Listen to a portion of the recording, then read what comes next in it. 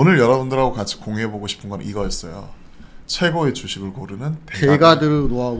8월 21일 날 이게 나왔고 강연계 애널이 있었거든. 투자 원칙을 만드는데 여러분만한 원칙 만들기 위해 그냥 오랫동안 시장에서 이게 맞다 했었던 이 대가들 한 3분이 이렇게 나와 있는데 이 부분을 간단하게나마 제가 점검을 해드릴게요. 핵심 알짜만 말씀드릴게요.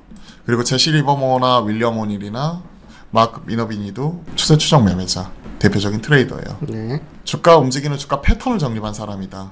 100년 전이지만 아직도 이 방법을 넘어서지 못하고 있는 점이 흥미롭다. 즉 시대와 막론하고 꾸준히 통하고 있는 방법론. 그리고 두 번째, 윌리엄 오닐 캔슬링 모델로 유명하죠. 그 유명한 캔슬링 모델 전략 가지고 있다는 거. 그리고 마지막으로 마크 미너빈이 윌리엄 오닐이 언급한 전략 중에 감각적인 영역을 좀 더 객관화했기 때문에 좀 더 디테일하게 들어간 거예요.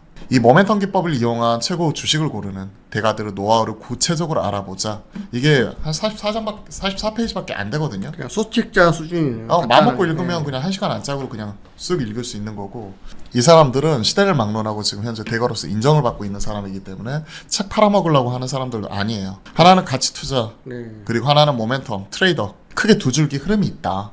둘 다 돈을 벌 수 있는데 이랬다 저랬다 하는 놈들은 돈을 못 번다. 항상 말씀드렸죠. 투자 원리는 싸게 사서 비싸게 판다. 모멘텀은 비싸게 사서 더 비싸게 판다. 모멘텀은 돌파가 나와야 된다. 떨어지는 종목 돌파가 나와야 된다. 이 부분. 그리고 이쪽 가치 투자는 그냥 쌀 때까지 계속해서 사는 것 자체는 좋은데 그 시간에 대해서 얘기 못하는 게 저는 힘들더라고요. 그 시간. 싸게 사는 싼 건 알겠어. 그러니까 사기는 쉬워요. 근데 언제 팔아야 될지 모르겠어. 왜? 언제 올라올지 예측하는 것 자체는 모르니까 길게 가져가겠다. 그리고 한 종목에 몰빵하지 말고 분산 투자하겠다. 이게 가치 투자잖아. 싸게 사서 비싸게 파는 거. 근데 모멘텀은 시간에 따른 기회비용, 보유필요 이런 것들도 고려해야 되니까 돌파하는 거 확인하고 비싸게 사겠다. 나는 그러니까 지각비 내고 좀 더 비싸게 사겠다는 거죠. 물론 막 어마어마하게 올라가는 종목들 버블에 사겠다는 얘기가 아니고요. 즉 무릎에 사서 우리가 머리 꼭대기에 파는 게 아니라 꼭대기 치고 다시 한번 떨어져 어깨에 팔겠다는 부분이죠. 그에 따른 부분은 상승한 종목은 지금 우리가 지지를 보는 거고, 하락하는 종목은 돌파를 보고 사는 거고. 기준이 딱 명확하네요. 그렇죠. 근데 여러분들은 95%는 반대로 하고 계시니까 상승한 종목은 이 종목 같은 경우는 계속 지지를 보면서 따라가는 게 아니라 이게 저항이니까 이때 팔자 뭐 이런 것만 생각하시고, 하락하는 종목은 여기가 지지선입니다. 여기가 지지선입니다. 그러면서 이제 하락하는 종목 돌파를 보는 게 아니라 계속해서 그 희망 고문할 수 있는 지지선을 보는 거죠. 하락한 종목은 계속 물 타시고, 상승하는 종목은 본전 오면 바로 팔아버리시고 이런 경우가 꽤 계시잖아요. 제시 리버, 뭐 구루드루 구루. 그러니까 연예인 중에 연예인. 뭐 한참 활동하던 시기가 100년 전이잖아요. 그런데도 이걸 능가하는 쪽이 없어. 아직까지도. 주식 시장을 비롯한 모든 투기 시장에서 활동하는 수백만 명의 투자자들 가운데 투기자라고 써져요. 네, 그렇죠. 투기자들. 투기자들 가운데 아주 극소수만이 자신의 모든 시간을 바쳐 투기에 전념한다. 운에 맡기면서 아무렇게나 하다가 값비싼 대가를 치른다. 투기를 하든 투자를 하든 성공을 위해서는 노력하는 사람에게만 찾아온다. 그 말은 자기만의 원칙이 있어야 된다는 거예요. 즉 운이 제일 중요한 건 맞아요. 한두 번 운 때문에 돈을 벌 수도 있고 아닌데 결국 70% 운이 언제 올지 모르기 때문에 20% 원칙에 대해서 말씀을 드리고 싶은 거예요. 자, 그리고 이런 부분은 전체 시장의 주가 패턴, 시간이 흘러도 늘 똑같아. 왜? 인간의 심리는 100년 전이나 1000년 전이나 이런 군중심리나 이런 것들은 동일해요. 그렇기 때문에 이를 우리가 매매 활용하는 게 기술적 분석인 거죠. 네, 그죠. 그러니까 제가 돌파 이런 부분을 기준을 최소한 역배를 놨을 때는 장기 평선 한 번, 그리고 전고점 돌파 2번. 최소한 이런 안전판을 만들어 놓고 좀 더 필터링하면서 되는 것들, 이런 것들 쫓아가는 거죠. 그리고 추세 추정이 진짜 어려운 게 뭔지 아세요? 10번 중에 8번은 휩소, 페이크 이런 것들이에요.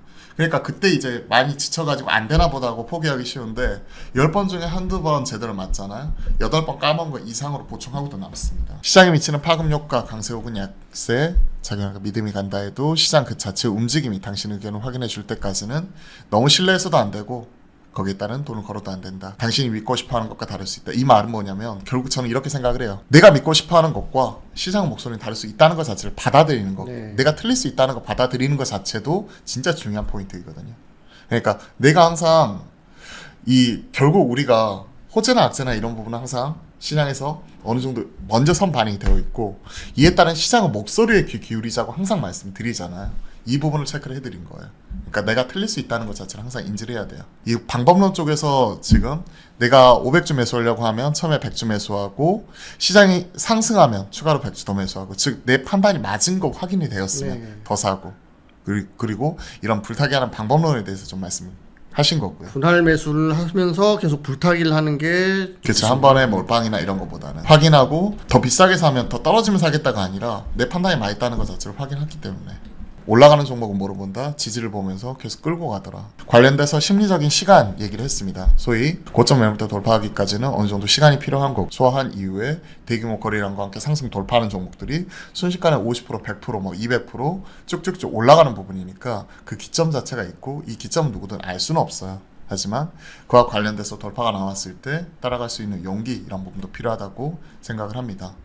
심리적인 시간, 즉 오랜 기간 횡보하다가 돌파가 나왔을 때, 오랜 기간 횡보하다가 돌파가 나왔을 때 윌리엄 오닐도 동일해요. 네. 커브 핸들이 오랜 기간 횡보를 하다가 원형 바닥 형성을 하고 고점 매물대 소화한 이후에 다시 돌파가 나왔을 때, 이런 부분이 항상 우리가 생각하는 거는 급등이 나오면 이렇게 올라가기 원하는데, 올라가고 횡보, 올라가고 횡보, 올라가고 크게 봤을 때 주봉으로 보면 네. 우상향, 이런 거니까 시간을 가지고 이렇게 모아갈 수 있는 기회 있고, 내 판단이 맞았는지 틀렸는지는 결국 시장에서 답을 주더라. 즉 더 올라가면 땡큐하면 되는. 그리고 주가는 반드시 역사적 신고가, 새롭게 시장에서 리레이팅 되고 재평가받는 게 중요하고요. 특히 이게 정말 중요한 쪽 어디냐면 바이오 쪽이에요. 바이오가 신고가 나잖아요. 바이오는 캡을 씌울 수가 없잖아요. 밸류에이션 이런 부분 정당화시킬 수 있는 뭐 캡을 씌우고 싸다 비싸다를 논할 수가 없잖아요. 네. 그러한 종목들은요, 신고가 나는 종목들이 뭐 2배, 10배, 박살바이오, 암박살바이오, 이런 애들은 상장하고 나서 한 2달 만에 한 30배 가는 것도 봤어요. 그러니까 기대감에 뭐 향후 어떤 시장은 몇 퍼센트를 차지하면은 매출이 이렇게 나온다, 이런 기대감에 먼저 선반영 시키는 거잖아요. 신고가 돌파면. 네. 근데 계속해서 신고가 매매하시는 분들의 약점은 그 타이밍을 놓쳐버리면 급락이 나와버려가지고 못 파는 경우도 있거든요. 신고가 투자는 진짜 잘못하면 테마주 따라가기 이렇게 됐어요. 잘못하면. 네. 그렇기 때문에 구체적인 근거가 있어야 된다는 걸 윌리엄 오닐이 캔슬링 모델을 통해서 얘기를 하고 있는 거예요. 네. 즉 제시리 모모가 제시한 원칙을 이제 윌리엄 오닐과 그 밑에 단에서 있는 다수 추세 추종 트레이더들이 계속 발전해 나간 거죠. 자기만의 관점을 가지고. 비정상적인 조정, 소위 정상적인 조정과 비정상적인 조정에 대해서 얘기를 하고 있네요. 우리가 소위 얘기하는 헤드앤숄더, 네. 그리고 정상적으로 조정이 나왔었을 때는 완만한 조정폭인데 되게 폭이 커지고 더 길어지고, 그러니까 올라가야 될 때 올라가지 못하면 꺾이는 시점, 뭐 이런 부분도 얘기를 하고 있고요. 제실모 뭐 주식 매매하면 와 진짜 고전이죠. 저도 이거 관련 책 한 3권인가 있는 것 같은데 버전 달리해가지고, 주가 움직임이 가장 활발한 것, 그 중에서 주가 상승이 가장 큰 주식 중에서 심리적인 시간에 이른 걸 매수해야 된다. 무조건 사놓고 기다리는 게 아니라 돌파가 나왔을 때 그 중에서 대장주 매매하자. 매수 진입한 이후에도 내가 틀릴 가능성 있기 때문에 손절, 이 원칙을 있어야 되고, 그리고 복수전 이런 부분도 들어갈 수 있는 네. 끈기도 있어야 돼요. 이러한 부분이 내가 판단이 맞았으면 피라미드 매수, 여기 방법론 쪽으로 추가로 매수 대응하는 거 고려. 500만 원이면 100만 원씩 내가 판단이 맞았으면 산다. 흔히 말하는 불타기. 불타기.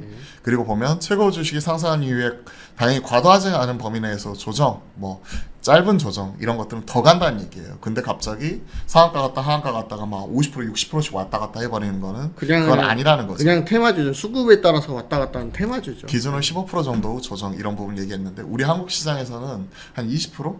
뭐 25%까지도 이런 부분이 왔다 갔다 하기도 하더라고요. 네. 그리고 경계해야 하는 거는 비정상적인 조정. 그죠? 이게 한 30%, 50%씩 왔다 갔다 하면 이거는 파는 게 맞아요. 테마성으로 왔다 갔다 하는 거니까. 자, 그와 관련된 내용 여기 있습니다. 정상 조정과 비정상 조정. 그러니까 제때 파는 것 자체가 어렵죠. 근데 나는 여기서 팔 수 있다 하시는 분들은 차라리 점을 치세요. 그러니까 우리는 확인하고 여기서 파는 거예요. 네. 확인하고. 난 여기가 본전인데 여기 팔아서 억울해 하시는 분들은 사실 주식 투자하시면 안 돼요. 정신건강에 해롭습니다. 성공과 실패, 마지막에 자살하셨죠. 워낙 레버리지도 세게 쓰시고 네. 이러니까 10번 잘하다가도 한두 번 실패, 이런 부분에 크게 이렇게 당하기도 했었는데, 특히 이런 횡장 속에서는 이게 잘 안 먹힐 수 있어요. 추세 추정 매매 하시는 분들은. 그렇기 때문에 10번 중에 8번은 실수하는 거죠. 왜? 돌파한 줄 알고 따라갔더니 그게 휩쓸려 거짓 페이크에 속아가지고 다시 빠지더라. 그리고 나서 다시 더 빠질 것 같아서 손절했더니 다시 올라가더라. 횡보장에서는 죽어나가는 거예요. 네. 진짜. 이런 횡보장 견디고 시간을 녹이고 버티고 할 수 있는 것 자체도 인내고 용기고 내 판단이 맞았고 시장에서 돈을 벌어 봤어야 세상 이런 것도 인내하고 기다릴 수 있거든요. 근데 내가 원칙이 없잖아요. 그러면 한 10번 중에 내가 5번 계속 손절했어. 내 방법론이 틀렸나 보다. 이렇게 생각을 해가지고 포기해버려요. 그러면 나중에 이런 것들이 터지기 시작할 때는 그때는 아뜨뜨 해갖고 쫓아가기엔 늦었어. 다시 떨어지면 살 거야. 근데 웬걸 내가 팔았더니 50%, 100%, 200% 가버리더라. 흔히 말하면 주도주는 조정도 안 주고 계속 가버리잖아요. 그렇죠. 시장에서 우리가 돈 벌라고 주식하죠. 돈 벌라고 주식하는데 돈을 벌기 위해서는 딱 크게 보면 일단은 70%는 운빨이다. 내가 돈을 벌 수 있는 준비와 그때 당시에 돈을 쏠 수 있는 환경 이런 부분이 준비가 돼 있어야 되고 그리고 20%는 이런 투자 원칙 올라갈 때 과감하게 베이팅할 수 있는 용기와 그리고 아니다 싶을 때는 과감하게 자를 수 있는 리스크 관리 능력 그리고 10%는 이런 우리가 평상시에 학습하는 이런 그 공부 이런 부분이니까 네. 많은 분들이 전체 성과의 10%밖에 차지 안 하는 공부 열심히 했다고 생각하고 난 이렇게 공부 열심히 했는데 왜 성과 안 돼? 왜 돈을 못 벌어? 이렇게 말하는 것 자체가 어불성설이에요. 그거는 이제 좀 더 우리가 알아야 돼요. 그 외딴에서 20% 원칙과 그리고 70% 운빨인데 결국 시장이 벌어지고 사람이 벌어지고 네. 그리고 언제 버느냐?